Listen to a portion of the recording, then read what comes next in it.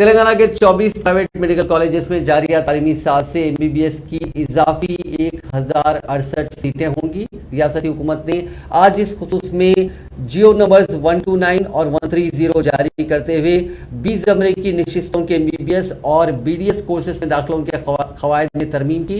Minority اور naan minority private medical colleges و dental colleges کی B کیٹیگری کی 85% MBBS اور ڈینٹل سیٹیں تلنگانہ کے طلباء کے لیے دستیاب رہیں گی، جبکہ بقیہ 15% MBBS کی سیٹیں ملک بھر کے طلباء کے لیے دستیاب رہیں گی۔